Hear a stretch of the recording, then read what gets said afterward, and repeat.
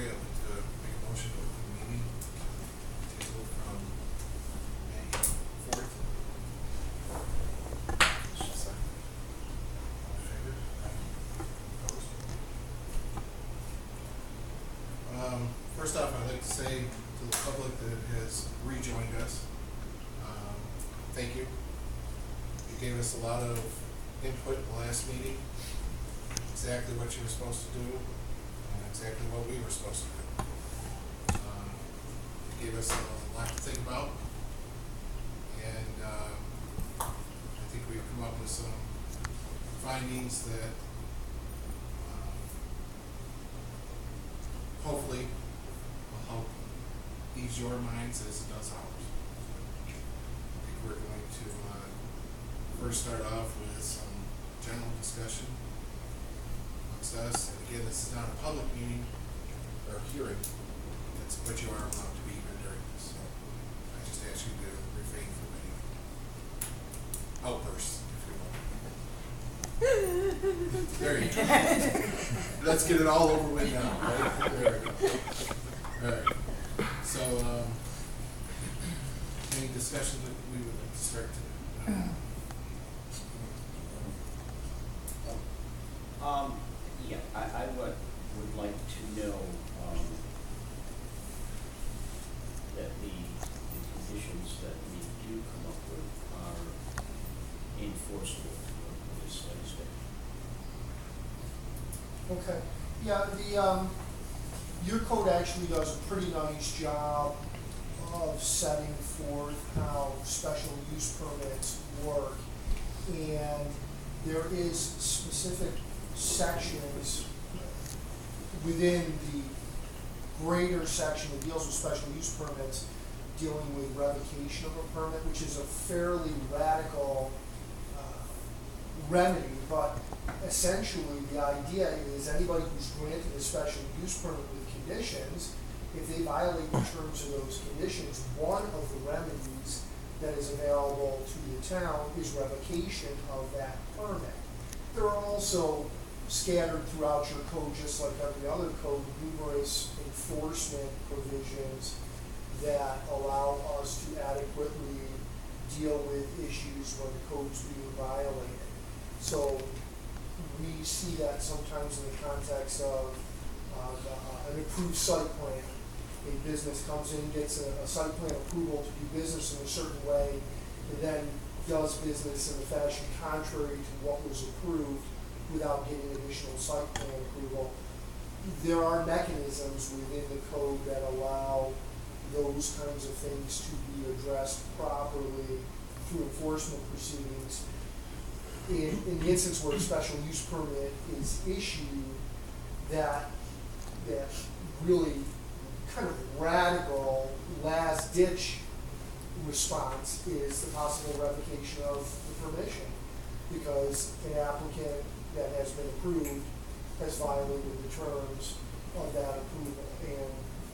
And that's always within the realm of possibility if things get bad.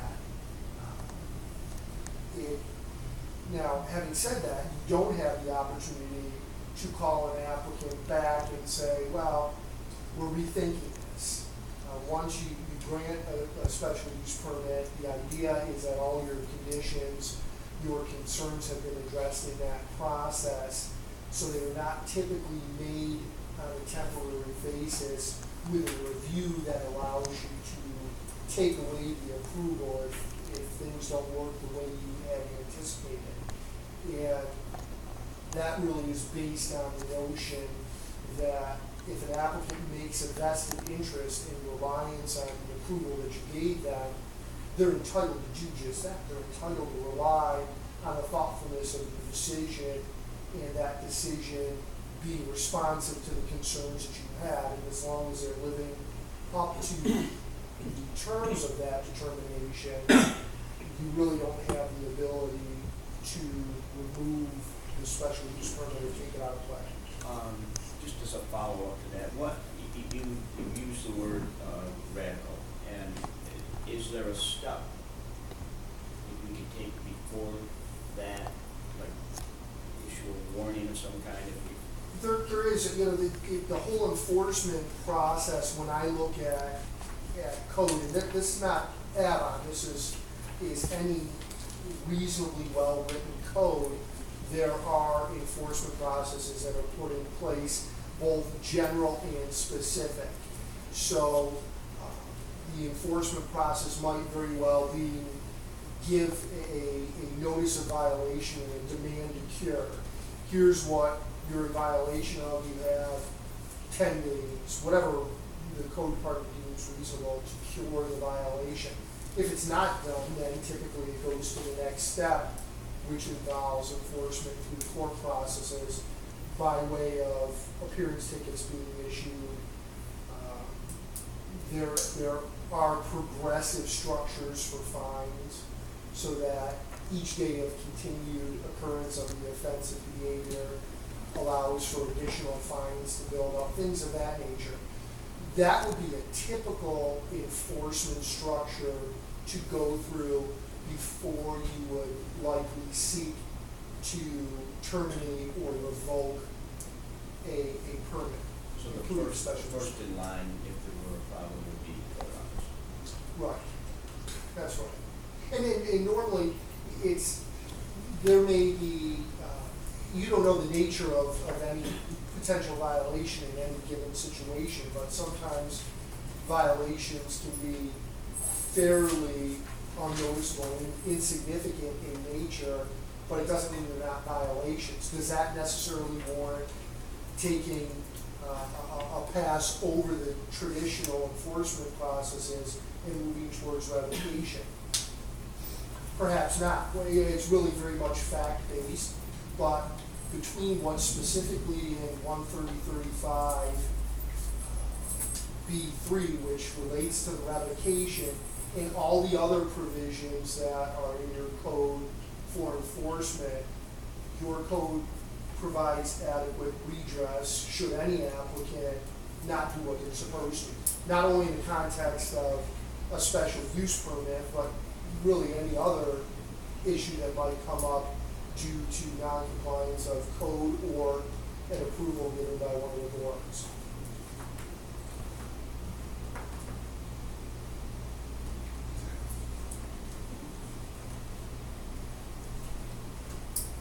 Anything? I'd just like to bring up the fact that without you people bringing it to our attention, I mean, the dumping of concrete or material in a driveway outside, I mean, he solved that problem, and the truck traffic and other issues that we've worked on. I'd like to take the opportunity to thank you people for bringing it to our attention, what your concerns were. I know Mike did, and that's been very helpful to us.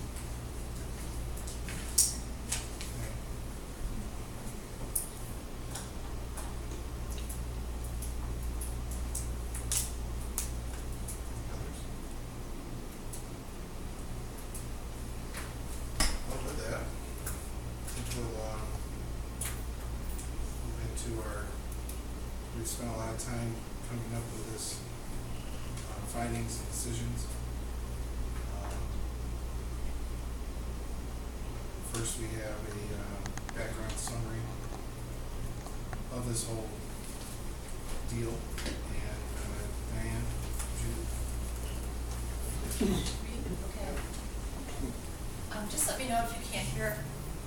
I'll just turn this way. Matter of application for special use permit and area variance of Avon Town Center Associates LLC on behalf of ECO Rochester Realty LLC owner. Property address 5560-5682 East Avon Plaza, Town of Avon, Livingston County, New York. Background summary. The applicant, Avon Town Center Associates LLC, made application for approval of a proposed use to be located in the East Avon Plaza, located at 5560-5682 East Avon Plaza, Avon, New York. The use proposed by applicant is to redevelop the existing structure to accommodate a research, development, and manufacturing facility for production of recycled stone products and engineered stone. The subject property is zoned combined general business and light industrial, B1 130-L1 pursuant to sections 130-15 and 130-16 of the Avon Town Code. The overall approval of such proposed use requires submission and approval of a site plan to the Town of Avon Planning Board pursuant to 130-45E of the Avon Town Code, which process is currently pending. In addition, because the proposed use does not fall squarely within the listed permitted uses as established by sections 130-15B or 130-16B, sections governing permitted uses within the general business and light industrial zoning classifications.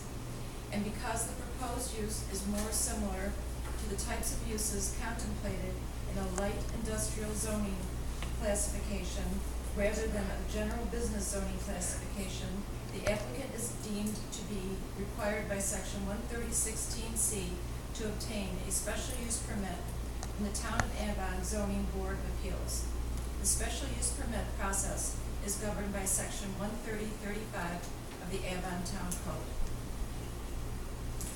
In addition to site plan approval from the Planning Board and special use permit approval from the Zoning Board of Appeals, the applicant is seeking an area variance permitting to make physical alterations to the site that would exceed the maximum allowable height of structures pursuant to section 130-10, Schedule A of the Avon Town Code. Pursuant to its role in conducting a site plan review of the proposed project, the Town of Avon Planning Board declared itself a lead agency for the seeker process pursuant to,